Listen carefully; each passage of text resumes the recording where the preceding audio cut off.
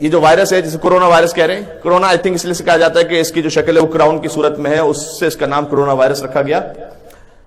یہ 1 ملی میٹر کو آپ ڈیوائڈ کر دیجئے 10,000 سے، اس جگہ سے گزر سکتا ہے.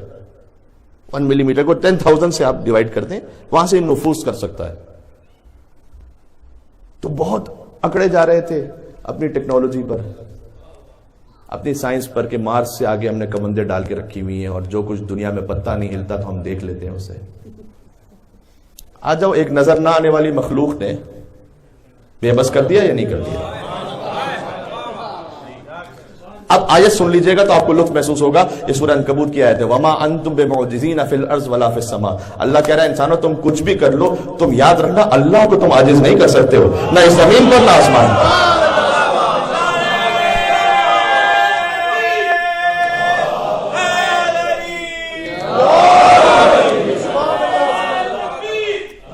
اللہ اکبر یا رسول اللہ.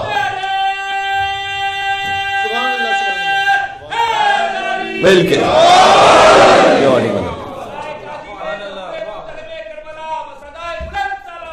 اللہم صلی علی محمد و آل محمد.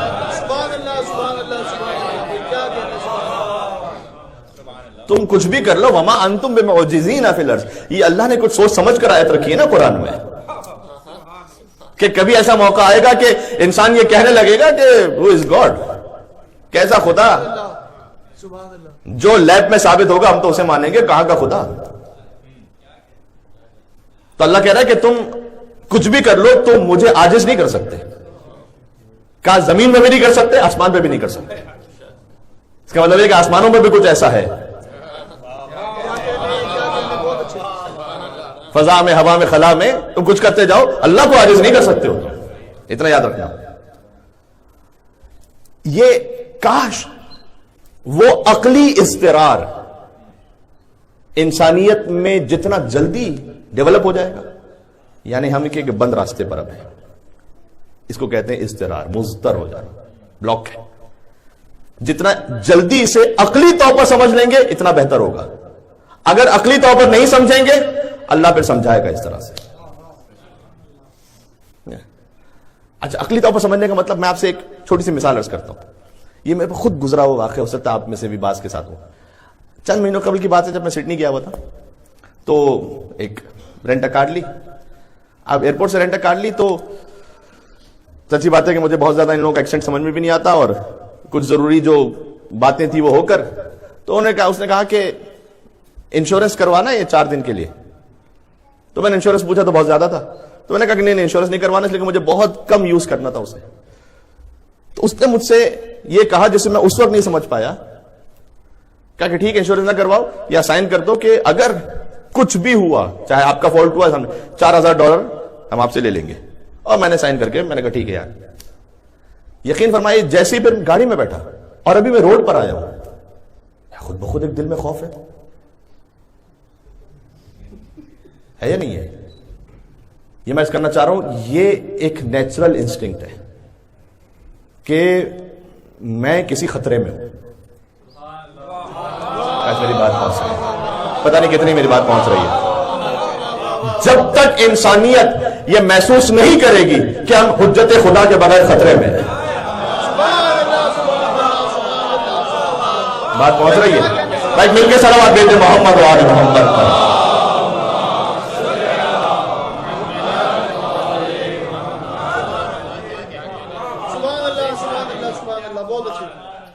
جب تک خود بخود یہ محسوس نہیں کرے گی، ورنہ اللہ محسوس کروائے گا. کیا میں اتنا عرض کر رہا ہوں، یہ بات یہاں رکے گی نہیں. یہ اس سال جو ہوا ہے، اگلے سال، اس سے اگلے سال معاملات مزید بدتری کی طرف جائیں گے، بہتری کی طرف نہیں جائیں گے.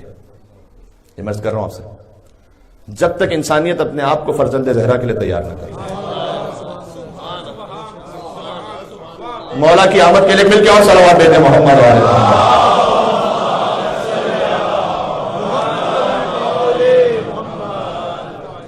یہ اس وقت تک ختم نہیں ہوگا جب تک ہم مضطر نہیں ہو جائیں گے. مضطر اس بات کے لیے کہ پروردگار اب پھر ایک اور حیدر کرار کی ضرورت ہے.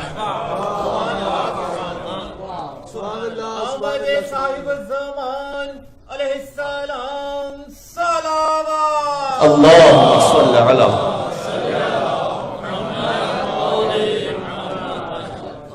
دیکھیں یہ اضطرار ہے نا، جو فکر مندی ہے کہ انسانیت کہاں گر رہی ہے، یہ جو فکر مندی ہے یہ عقلی ہونی چاہیے ویسے، یعنی خود بخود آپ میں آنی چاہیے اور ہم میں آنی چاہیے. اگر نہیں آئے گی اللہ اس طرح سے لے کر آئے گا. ایک مرتبہ اس کا نیچرل وے تھا، وہ تو نہیں جا رہے ہم اس طرف تو نہیں جا رہے نا. مثال دے دیتا ہوں، ایک یہ ذہن میں خوف یہ خود نیچرلی آنا چاہیے تھا انسانیت میں کہ ضرورت ہے ہمیں ایک ایسی ہستی کی کہ جس کا کہنا ویسے ہو کہ جیسے اللہ سبحانہ و تعالیٰ کا حکم ہے، جس میں کسی شک و تردید کی گنجائش نہ ہو. بات پہنچ رہی ہے؟ جس پر انسانیت ایسے اعتماد کر سکے. یملأ الارض قسطا وعدلا کما ملئت ظلما وجورا، جو دنیا کو عدل و انصاف دے سکے، جو اپنے فائنینشل انٹرسٹ کی بات نہ کرے. دنیا میں کیا کچھ نہیں اس وقت. اگر جاپان اور ہالینڈ کے پاس جو ٹیکنالوجی ہے کہ وہ جس طریقے سے اپنی کلٹیویشن کرتے ہیں، جتنی محدود جگہ پر جتنا زیادہ ان کا پروڈکٹ آتا ہے، اگر وہ باقی انسانیت کو سکھلا دی جائے تو اتنا زیادہ دنیا میں اناج ہے اور رزق ہے کہ پھر کوئی بھوکا ہی نہ مرے. لیکن کیوں سکھائیں گے؟ اس لیے کہ ان کے ویسٹڈ انٹرسٹ اس سے وابستہ ہے. چاہے ایتھوپیا میں، سوڈان میں، صومالیہ میں ہزاروں بچے بھوکے مر جائیں، لیکن وہ اپنا جہاز گندم کا سمندر میں بہا دیں گے تاکہ مارکیٹ ریٹ باقی رہ سکے. یہ امریکہ نے کیا نہیں کیا. یہ ہے حیوانی جنبہ. انسانیت کو تیار ہونا تھا فرزند زہرا کے ظہور کے لیے. جب تک یہ اضطرار نہیں پیدا ہوگا نا تو پھر یہ اللہ کو پیدا کرنا پڑے گا. بات واضح ہو رہی ہے؟ میں کچھ کہنا چاہ رہا ہوں، پتہ نہیں کتنی بات میری پہنچ رہی ہے کتنی نہیں. پھر اس لیے ہے آخری زمانے میں کہ سیلاب بہت آئیں گے، زلزلے بہت آئیں گے. آخری زمانے کی اگر آپ احادیث کو پڑھیں تو لکھا ہوا ہے کہ قیمتیں بہت زیادہ ہوں گی، اجناس بہت کم ہوں گی، پروڈکٹس بہت کم رہ جائیں گے. یہ اللہ زبردستی پہنچائے گا وہاں پر. کاش ہم اپنے اختیار سے پہنچ جاتے فرزند زہرا کی ضرورت پر. اب میں اس ڈیٹیل میں نہیں جانا چاہتا کہ اس وقت یہ جو وائرس ہے اس میں کتنا بایو ٹیررزم ہے اور کتنا نیچرل ہے، اس کی بھی ایک اپنی تفصیل ہے، کیونکہ بایو ٹیررزم کا بھی پورا امکان موجود ہے. بہرحال اگر بایو ٹیررزم بھی ہے، ظہر الفساد فی البر والبحر بما کسبت ایدی الناس، اللہ سبحانہ وتعالیٰ نے قرآن میں کہا کہ جتنا کچھ زمین میں فساد ہے وہ انسانوں کے اپنے ہاتھوں کا کمایا ہوا ہے. لیکن جب ایک مرتبہ تم اسے ڈال دو گے اس کے بعد تم سے بھی نہیں سنبھلا جائے گا. جب ہم پڑھتے تھے نا ایک زمانے میں 10-15 سال پہلے تک کہ احادیث ظہور امام زمان اسلام، تو ایسا لگتا تھا کہ پتہ نہیں 1/3 آبادی قحط سے مر جائے گی، 1/3 آبادی بیماریوں سے، جنگوں سے مر جائے گی. تو ایسا لگتا تھا کہ کتنا بڑا کوئی ایسا معاملہ ہوگا کہ جس کی وجہ سے یہ کام ہوگا. سمجھ میں نہیں آتی بات. یہ اللہ دکھا رہا ہے نا آہستہ آہستہ. ابھی جرمن چانسلر نے کہہ دیا کہ ہو سکتا ہے 70% جرمن پاپولیشن اس سے انفیکٹڈ ہو. کل ہی کا بیان ہے. ایک جگہ میں انٹرنیٹ پہ پڑھ رہا تھا، ایک رپورٹ میں لکھا ہوا تھا کہ اگر اسے کنٹرول نہ کیا گیا تو ہو سکتا ہے کہ 70% لوگوں تک یہ دنیا میں انفیکٹ کر جائے. تو 70% 2/3 بن جاتے ہیں نا. ایک اور بات بھی ذہن میں آتی تھی کہ جب فرزند زہرا ظہور فرمائیں گے، پشت کعبہ پر ٹیک لگائے بیٹھے ہوں گے، جال حق و زحق الباطل کی صدا آ رہی ہوگی، تو انہیں آل سعود چھوڑیں گے کیسے؟ پھر یہ ان کی حکومت ہے، وہ کیا کر لیں گے؟ ارے جب کعبہ ہی خالی ہوگا تو اندر جا ہی نہیں سکتے ہو وہاں.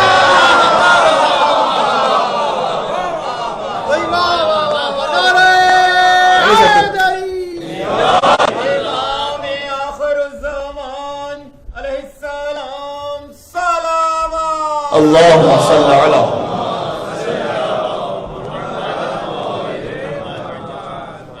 بات ہو رہی ہے؟ فکر نہ کریں، اللہ کے لیے پلاننگ کرنے کی ہمیں ضرورت نہیں ہے. کہ پتہ نہیں کیسے ہوگا، پتہ نہیں کیسے ہوگا کہ اللہ نے دکھا دیا ایسے ہو سکتا ہے. یہ تو ایک نمونہ دکھایا نا ابھی، پتہ نہیں اللہ سبحانہ و تعالیٰ. تو تم چالے چلتے ہو ومکر اللہ، اللہ بھی تدبیر کرتا ہے، واللہ خیر الماکرین، وہ تو بہترین تدبیر کرنے والا ہے. تم کیا جانتے ہو؟ ہمارا اور آپ کا کام یہ ہے کہ ہم اپنے ذہنوں کو، اپنے نفسوں کو اور اپنے بچوں کو تیار کریں آہستہ آہستہ اس الہی انقلاب کے لیے۔ انقلاب ہمیشہ شروع ہوتا ہے اندر سے، اس کا آغاز یہاں سے۔ دوسروں پر دین نافذ کرنے سے پہلے سب سے پہلے اپنے دل پر، اپنے نفس پر کرنا پڑتا ہے، یہاں سے انقلاب شروع ہوتا ہے۔ بات واضح ہو رہی ہے؟ ایک مشہور مفکر اور فلسفی ہیں، ان کا ایک جگہ میں نے کتاب میں لکھا وہ بیان دیکھا تھا کہ جب میں جوان تھا تو بہت انتھوزیاسٹک سوچتا تھا کہ میں کوئی ایسا کام کروں گا کہ پوری دنیا کو بدل کے رکھ دوں گا۔ جب تھوڑا سا آگے بڑھا ایج میں تو مجھے سمجھ میں آیا کہ شاید دنیا کو بدلنا تو میرے اختیار میں لگتا ہے نہیں، تو ایسا کروں گا کہ میں کوئی ایسا ضرور بڑا کام کروں گا کم سے کم اپنی کنٹری پر میرا پورا افیکٹ ہو، میں اپنے ملک کو بدل کے رکھ دوں گا۔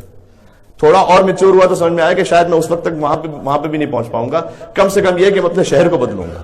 اور تھوڑا بڑا ہوا تو سمجھ میں آیا کہ شاید شہر کو بھی نہ بدل سکوں، اپنے خاندان کو بدلوں گا۔ اور کہتے ہیں جب عمر کے آخری حصے میں پہنچا تو مجھے ایسا لگا کہ میں اپنے آپ کو بدل لوں تو بہت ہے، باقی خاندان پر بھی زور نہیں چل رہا۔ اس کے بعد وہ آخر میں لکھتے ہیں کہ کاش یہ جو تھا یہ میں نے یہاں سے سیکوینس سٹارٹ کیا ہوتا، الٹا سیکوینس، غلط ترتیب رکھی تھی، سیکوینس یہاں سے ہونا چاہیے تھا کہ اپنے آپ کو بدلوں گا، تو پھر آگے جا کے خاندان کی بات آتی، تو شہر کی بات آتی، تو ملک کی بات آتی، تو دنیا کی بات آتی۔ انقلاب یہاں سے۔ بات واضح ہو رہی ہے؟